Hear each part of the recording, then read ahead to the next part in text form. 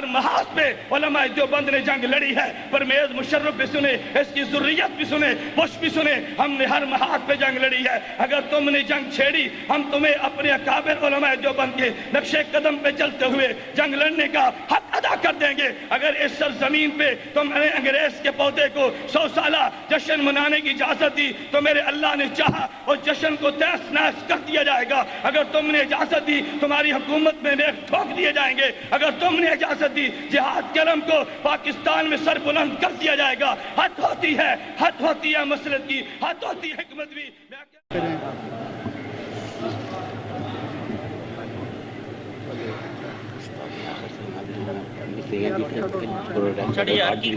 مجھے آج کی نشست میں عنوان یہ دیا گیا کہ مسئلہ ختم نبوت کے عنوان پر اکابر علماء دیوبند کی خدمات کو آپ حضرات کے سامنے پیش کیا جائے. عقیدہ ختم نبوت پہ بات کرنی آسان ہے, عوام کو گرمانے کی بات کہنی بہت آسان ہے. عوام کو یہ کہنا قربانی دینے کے لیے تمہیں تیار ہو جانا چاہیے, یہ باتیں کہنی بڑی آسان ہیں. مگر میرے اکابر علماء دیوبند نے قربانی کی ابتدا کی ہے. علامہ انور شاہ کشمیری رحمۃ اللہ علیہ اکفار الملحدین کے نام پر کتاب بھی لکھتے ہیں, نزول عیسیٰ کے نام پر کتاب بھی لکھتے ہیں. لیکن علامہ انور شاہ کشمیری ذوف اور بڑھاپے کے عالم میں دارالعلوم دیوبند سے چل کے بہاولپور کی سرزمین پہ ایک عورت کی آواز پہ لبیک کہتے ہوئے عقیدہ ختم نبوت کو بیان کرنے کے لیے عدالت میں گرج کر بیان دیتے ہیں. اور مرزائی مناظر مسلم الثبوت کی عبارت تواتر مانوی کو بیان کرتے ہوئے غلط بیان کرتا ہے تو علامہ انور شاہ کشمیری عدالت میں کہتا ہے کہ محترم جج مرزائی مناظر نے دجل سے کام لیا اور عبارت کو بدل کر پیش کیا. تو جج کہتا ہے شاہ جی تمہارے پاس کتاب موجود نہیں, آپ نے کیسے کہہ دیا؟ علامہ انور شاہ کشمیری کہتا ہے میں نے آج سے 36 سال قبل اس کتاب کا مطالعہ کیا تھا, اگر بات میری غلط تو میں شکست لکھ دوں گا. حضرت قاضی حسان شجابادی ملتان جیل میں نظر بندی کے ایام کاٹ رہے ہیں. ادھر والد گرامی کا جنازہ اٹھا, انگریز کہتا ہے معافی مانگ لو پیرول پہ رہا کر دیا جائے گا. احسان احمد شجابادی کہتا ہے والد کے جنازے میں شرکت نہ کرنا مجھے گوارا ہے, مگر پیغمبر کی خاطر جیل سے نکل جاؤں مجھے گوارا نہیں ہے. ادھر حضرت مولانا محمد علی جلندری نبر اللہ مرقدہ ملتان میں 1956 میں جیل کاٹ رہے ہیں. حضرت کے بڑے بھائی حاجی صاحب کا انتقال ہوا, حضرت جیل سے باہر نہیں آئے. پھر ایک وقت آیا حضرت کے بھائی حاجی اسماعیل کا جنازہ اٹھا, پیرول پہ باہر رہا کیا گیا, ابھی گاؤں میں نہیں پہنچے. ایک آدمی مانکا کر کے کہتا ہے حضرت آپ کے علم میں ہے کہ تمہارا بھائی پہلے محمد عبداللہ کا انتقال ہوا جب تم جیل میں تھے, ابھی جس کے لیے تم آئے ہو تمہارے بھائی اسماعیل کا جنازہ اٹھا, تمہارے علم میں ہے کہ رات کو تمہارے دوسرے بھائی کا بھی انتقال ہو گیا. حضرت ان دونوں کی قبروں پہ گئے, والد زندہ تھا, صبح ہی تو باپ حاجی ابراہیم کا بھی انتقال ہوا. حضرت جلندری نے جنازوں کو دیکھا لیکن ناموس صحابہ کی تحریک سے پیچھے نہیں ہٹے. حضرت مولانا غلام غوث ہزاروی نبر اللہ مرقدہ جب انگریز مناظر مرزائی مناظر اللہ دیتا یمان سیرے کے علاقے میں گیا تو غلام غوث ہزاروی میدان میں نکلا. ادھر بیوی نے کہا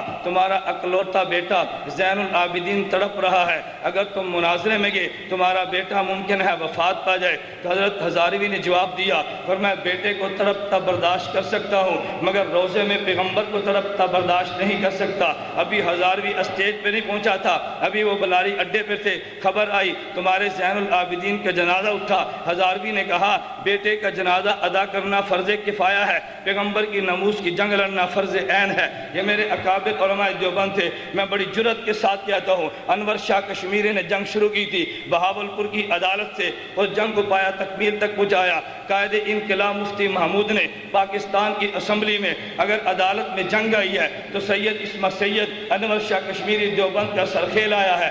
اگر اسمبلی میں جنگ آئی ہے تو مفتی محمود دیوبندی آیا ہے. اگر ساؤتھ افریقہ میں عدالت میں جنگ آئی ہے شیخ الاسلام مولانا تقی عثمانی گیا ہے, حضرت مولانا محمد امین اکاڑوی گیا ہے, حضرت علامہ خالد محمود گیا ہے, حضرت مولانا منظور احمد چنیوٹی گئے ہیں. اگر ربے کے نام بدلنے کی بات آئی ہے جناب نگر کا بدل بدل کے نام رکھا گیا مولانا منظور احمد چنیوٹی نے. میں یہ بات بڑی جرأت اور دعوے کے ساتھ کہتا ہوں، اگر مناظرے کا میدان مرزائیت نے سجایا ہے تو مقابلہ کیے فاتح قادیان مولانا حیات نے، یہ دیوبندی تھا. اگر میدان مناظرہ سجا ہے تو مقابلہ کرنے والا مولانا لال حسین اختر تھا جو دیوبندی تھا. اگر مرزائیت نے تحریری میدان میں نکلے ہیں تو مقابلہ کرنے والا انور شاہ کشمیری دیوبندی تھا. اگر یورپ میں جنگ لڑی ہے تو مقابلے کے لیے جانے والا یوسف بن نوری دیوبندی تھا. اگر برطانیہ میں جنگ لڑی ہے تو وہاں پہ جنگ لڑنے والا خواجہ خان محمد دیوبندی تھا. پھر مجھے کہنے دیجیے، انگریز کو نبی بنایا گیا جہاد کو ختم کرنے کے لیے، جہاد کے علم کو بلند کرنے والا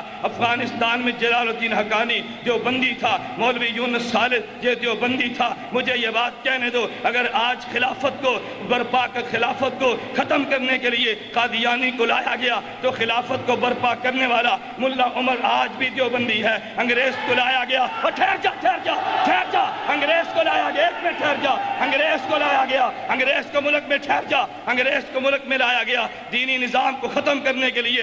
اس ملک میں وفاق المدارس کے نام پہ دینی تعلیم کو سر بلند کرنے والا مولانا سلیم اللہ خان دیوبندی ہے. اگر مساجد کو مٹانے کے لیے یہاں پہ انگریز قادیانی کو کھڑا کیا گیا، لال مسجد پہ قربانی دینے والا قاضی عبدالرشید دیوبندی ہے. اگر ناموس صحابہ کو مٹانے کے لیے ٹھہر جا، اگر ناموس صحابہ کو مٹانے کے لیے انگریز کو اپنے پودے کھڑے کرنے پہلے ناموس صحابہ کی جنگ لڑنے والا عبدالستار توسوی دیوبندی ہے. علی امیر عظیمت مولانا حق نواز دیوبندی ہے. میں کہنا یہ چاہتا ہوں، ہر محاذ پہ علماء دیوبند نے جنگ لڑی ہے. پرویز مشرف بھی سنے، اس کی ذریت بھی سنے، بش بھی سنے، ہم نے ہر محاذ پہ جنگ لڑی ہے. اگر تم نے جنگ چھیڑی، ہم تمہیں اپنے اکابر علماء دیوبند کے نقشے قدم پہ چلتے ہوئے جنگ لڑنے کا حق ادا کر دیں گے. اگر اس سرزمین پہ تم نے انگریز کے پودے کو 100 سالہ جشن منانے کی اجازت دی تو میرے اللہ نے چاہا اور جشن کو تہس نہس کر دیا جائے گا. اگر تم نے اجازت دی تمہاری حکومت میں نیک ٹھوک دیے جائیں گے. اگر تم نے اجازت دی